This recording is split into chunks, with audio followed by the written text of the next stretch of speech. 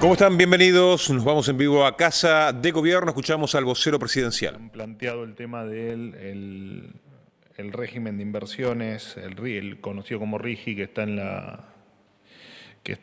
se encuentra dentro de la ley Bases. Y más allá de las explicaciones que hice, me gustaría hacer alguna referencia a eso, en virtud de las dudas que está generando particularmente este apartado de la ley. En la Argentina el PBI per cápita es el más bajo de hace 13 años, hace 10 que el empleo no crece, hace 15 que no se crean empresas de punta a punta y lo único que ha crecido fue el trabajo estatal o el informal, o sea, lo de baja calidad o lo que pagamos entre todos, que lo hemos hecho, dicho sea de paso, a base de emisión monetaria, por lo tanto lo hemos hecho a base de inflación. El volumen de exportaciones hoy es el mismo que hace una década, y Argentina es el país de la región que menos empresas genera cada 1000 habitantes. Y en el índice de libertad económica, lo he dicho en otras oportunidades, se coloca, según el último informe, en el puesto 144 junto a otros países como Lesoto, Nepal y Uganda. El viernes hablamos de la privatización de empresas estatales que generan pérdidas de miles de millones y de eliminación de fondos fiduciarios que servían o que sirven como caja de la política. Hoy, por esto, me parece que vale la pena seguir hablando del régimen de incentivo para las grandes inversiones o RIGI. El RIGI establece una serie de beneficios impositivos para grandes inversiones, las grandes inversiones habitualmente suelen ser a largo plazo. Inversiones de 200 millones de dólares en adelante, que por supuesto, por el desastre macroeconómico generado en los últimos 20 años, especialmente en el gobierno anterior, no se realizan. Estas son inversiones que no son propensas a realizarse y de hecho no se hacen si no hay estabilidad tributaria y cambiaria, estabilidades estas que hoy estamos intentando generar. Para que se entienda en términos sencillos, inversiones a largo plazo no se dan si las reglas del juego permanentemente la política las está cambiando o intentando cambiar. El RIGI, como me lo plantearon el otro día, no es el saqueo al país y no ayuda a que los empresarios se lleven su dinero al exterior, y menos aún funde pymes o va a fundir pymes. Más otras barbaridades que me han dicho con respecto, que nos han planteado con respecto al RIGI. Muy por el contrario, el RIGI va a significar más empleo, más empresas pagando impuestos en la Argentina y el desarrollo de toda una cadena productiva. Imaginen, no sé, una minera que necesita comprar camiones, eso va a desencadenar seguramente que la producción de camiones se dispare o esté en aumento y de allí un montón de gente que pueda ser beneficiada por esta cuestión. Y hablando de minería, por ejemplo, Chile exporta 52.000 millones de dólares por año, Perú 42.000 millones de dólares por año, y en la Argentina, con condiciones tal vez similares, exportamos menos de 4.000 millones. Con las inversiones adecuadas, en una década estos datos de Argentina este nivel de exportación podría hasta triplicarse. El gas es otro ejemplo. Debajo de la tierra tenemos la segunda reserva de gas no convencional del mundo, pero todavía no tenemos una planta de gas licuado. Por lo tanto, esos recursos están atornillados en el suelo sin que sirvan absolutamente para nada. Esto también es parte del objetivo de este régimen de incentivo a las grandes inversiones. Lo cierto es que si el camino es morir con lo nuestro y dejar las cosas como están, no es nuestra filosofía, no es lo que queremos y entendemos que no es lo que tampoco quiere la gente. Así que el régimen de inversiones, el régimen de incentivo para grandes inversiones es algo que le puede dar un impulso a la economía, un impulso a las inversiones, un impulso al empleo y un impulso para dejar atrás la decadencia en la que estamos inmersos en la Argentina. Con respecto a tema de inmigrantes ilegales, quería contarles que la Policía Federal expulsó del país a 12 inmigrantes ilegales, 10 ecuatorianos, un brasileño y un colombiano que tenían vínculos con el narcoterrorista ecuatoriano Fito Macías. Los inmigrantes ilegales fueron descubiertos por Gendarmería Nacional y estaban escondidos dentro de un camión en la provincia de Córdoba, en Totoral. Cabe destacar que en enero ya habían sido expulsados familiares de Macías, además de sus abogados. Esto es parte de la limpieza del narcoterrorismo que estamos haciendo en la Argentina. Por último, entiendo que en algunas horas más van a estar dando una conferencia el ministro Caputo junto a representantes de Volkswagen Argentina, quienes van a anunciar el inicio de la producción en serie de 5 nuevos modelos de camiones y buses. Se van a producir 800 unidades este año, 1.300 unidades en 2025 y la intención es alcanzar en el 2026 las 2.700 unidades anuales, que es la capacidad máxima que van a tener que va a tener esta empresa, la capacidad que va a tener de producir anualmente esta empresa. Por supuesto que es parte de lo que entendemos el buen clima de inversiones que empieza a reinar en la Argentina. También conocimos la vuelta de una empresa brasileña de indumentaria que se habían ido del país también en tiempos pasados. Bueno, sin más, los escucho atentamente. Vocero, buenos días. Nicolás ¿Cómo Gallardo andan? de CNN Radio. Muy bien.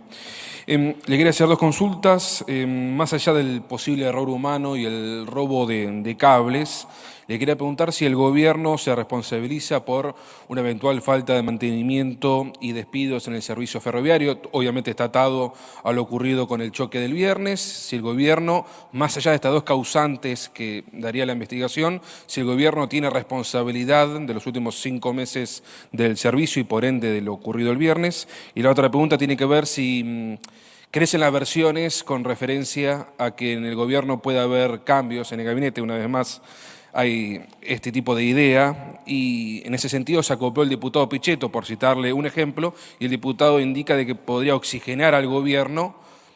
Pienso rápidamente en la ministra Petovelo, en el ministro Caputo, por dar algunas menciones de supuestos ministros que podrían irse. Gracias. Bueno, no sé de dónde sacás los ejemplos de los supuestos ministros que supuestamente podrían irse. El gobierno no necesita absolutamente ninguna oxigenación de ninguna índole y en tal caso, lo dije desde el primer día, si cada cambio que haya de funcionarios o que pueda haber de funcionarios en lo que nos quede de gestión, en lo que nos quede de gobierno, será meramente por cuestiones o personales de los funcionarios o por cuestiones de gestión y no hay un solo cambio evaluado.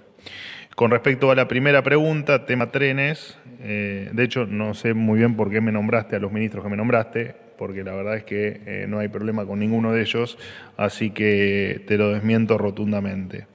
Con respecto a la situación del accidente de trenes, ocurrido días atrás, por supuesto que dejamos que la justicia investigue, entendemos por supuesto que hubo un error humano, pero también somos respetuosos del trabajo que está haciendo la justicia, con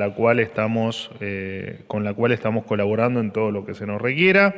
Se va a decretar la emergencia ferroviaria en línea con el informe que recibimos finales de abril de la CNRT y la cual se le ha dado traslado a las diferentes autoridades de las compañías que tienen a su cargo los diferentes ramales de trenes y, nada tiene que ver, para que no haya confusión, el decretar la emergencia ferroviaria con lo que ocurrió, simplemente, por supuesto, una red ferroviaria absolutamente devastada. De hecho, el 10 de diciembre nos encontramos en Trenes con una deuda de algo más de 100 millones de dólares, y además donde se ponía mucho más énfasis en pintar algún mural en alguna estación que en efectivamente aportar al mantenimiento y al buen funcionamiento del sistema. Así que, bueno, me extendí un poco, pero digo, a tu pregunta, efectivamente estamos esperando que la justicia avance y somos respetuosos de eso. ¿Viernes? Bueno, digamos, el desmantelamiento un Estado desmantelado también incluye a los trenes, por supuesto, que efectivamente, como te decía, solamente te nombré el tema de la deuda, pero claramente todos somos conscientes de que el sistema de trenes, de hecho estamos decretando la emergencia ferroviaria, o sea, y te repito, no es por el accidente, sino por el informe que recibimos de la CNRT, que ameritaba que después de dar traslado a las partes, efectivamente ameritaba que se decrete la emergencia ferroviaria, que está en cualquier momento estará el decreto publicado, ¿no? Hola Manuel, ¿qué tal? Buen día. Hola Jaime, Aquí ¿cómo Jaime andás? Rosenberg, muy bien, gracias. Te quería consultar, bueno, este fin de semana está viajando el presidente para un encuentro, tenemos entendido, con líderes del partido Vox. Quería, bueno, ver si nos podés adelantar si hay alguna otra actividad prevista y tomando en cuenta que no se trata ni de una visita de Estado ni de una visita oficial, ¿quién corre con los gastos, digamos, de avión, de hotel y todo lo que tiene que ver con el viaje del presidente? Si se trata de una invitación o no. Gracias. No, los gastos corren por cuenta del Estado Nacional y no es una visita personal, de hecho tiene reuniones, yo siempre les marco los puntos más importantes de la agenda un día antes de que el presidente viaje, porque la agenda se cierra a último momento. Hay confirmadas reuniones con empresarios, hay confirmadas reuniones, bueno, también con el embajador allí en España, pero permitime, por favor, como hago siempre, el viernes darte el detalle. La reunión que vos mencionás es simplemente un pedacito más en la agenda del presidente, pero no es la razón principal del viaje. Sí, buenos días, Manuel. Estela Guernica, día 24. No te escuchaba bien. ¿Cómo sí, andas? sí. ¿Bien? Bien. El Fondo Monetario Internacional dio a conocer un acuerdo con el Ministerio de Economía para la 8ª revisión. ¿Esperan desembolsos? ¿En qué montos? Y sobre todo, ¿cómo sigue la política cambiaria y monetaria? Y si ya está Argentina preparada para salir del cepo, o cuándo va a ser eso. Gracias. Bueno, tu última pregunta, obviamente no lo sabemos. Cuando estén las condiciones dadas que nos permita, tal cual lo indicó el presidente, no dar ningún paso en falso, lo haremos. Siempre dijimos que, siempre que hablamos de tiempo fue porque algún informe lo marcaba. Incluso creo que siempre hicimos referencia al informe del fondo, que el informe estimaba que en julio, creo, íbamos a salir del cepo. Nosotros nunca firmamos ningún plazo. Cuando estén dadas las condiciones, lo haremos. Para salir del cepo necesitas varias, por supuesto, corregir varias variables. Una era el equilibrio fiscal, que lo hemos corregido, y el saneamiento del Banco Central es otro de los grandes objetivos. Cuando terminemos de efectivamente corregir todo lo que tenemos que corregir, el cepo se va a levantar. ¿Cuándo ocurrirá eso? La verdad es que es difícil saberlo. Por supuesto que será lo antes posible, porque sabemos que es una traba para el impulso final al crecimiento, ¿no? Está claro que el cepo hay que exterminarlo. Y con respecto a fondos, entiendo que vos te referís a fondos adicionales que pueda dar el fondo. No hay nada ni conversado, ni solicitado, ni que esté en la agenda, ni que se esté negociando, ni que se vaya a negociar, al menos en el corto plazo, con el fondo. No hay absolutamente nada de eso. Siglos de la 8ª revisión como parte del avance precisamente de esa revisión, pero nada que esté por encima de lo estipulado. Sofía, ¿cómo andás? ¿Qué tal, vocero? ¿Cómo está? Muy bien.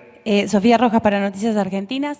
Quería pedirle una reflexión tras la muerte de Andrea Amarante, que es la tercera fallecida de las 4 mujeres que fueron atacadas por un vecino de Barracas que arrojó una bomba molotov contra su habitación por el simple hecho de ser lesbianas.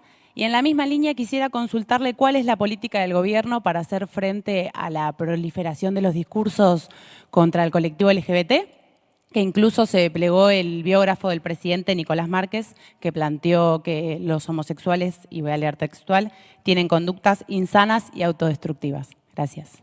Bueno, por supuesto que las condolencias a la familia, a la de todas las víctimas, también por supuesto a las víctimas del episodio particular al que te referís. Bueno, y la reflexión es, cae por su propio peso, ¿no? Está claro que estas cosas no pueden seguir pasando ni acá ni en ninguna otra parte del mundo, y efectivamente cualquier atentado que haya sobre... La verdad que a mí no me gusta definirlo como un atentado a determinado colectivo, a determinada... La verdad es que está mal, es terrible y es repudiable, sea contra quien sea, ¿no? Que alguien tire una bomba molotov contra, en este caso, contra estas 4 personas, que podrían haber sido más, digo, nos parece absolutamente terrible y repudiable. Y lo que se puede hacer, bueno... ya te digo, nuestra política de seguridad es un tema absolutamente integral que pasa tanto por el episodio que vos describís como por cualquier otra cosa. Digo, a ver, nosotros no nos focalizamos en que solo es terrible este episodio porque tenía determinadas características particulares. Para nosotros la violencia de género es absolutamente repudiable y la violencia en general nos parece absolutamente repudiable, ¿no? No quiero, ya te digo, me parece muy injusto solo hablar de este episodio cuando la violencia es algo mucho más abarcativo que simplemente una cuestión contra un determinado colectivo, y hay mucha gente que lo sufre y muchas mujeres y hombres que sufren violencia y que no son cosas que no pueden seguir pasando. Última pregunta. Silvia. ¿Qué tal, Manuel? Buen día. ¿Cómo andás? Muy bien. ¿Tenés muy frío? bien. Sí. Se nota. Pero ahora está más calentito acá. ¿Viste? Vamos mejorando. Vas mejorando, Manuel. Te agradecemos mucho. Te quería hacer una consulta sobre el mapa del Estado que tiene publicado el actual gobierno. Si es que hubo un decreto para modificar el orden de precedencia.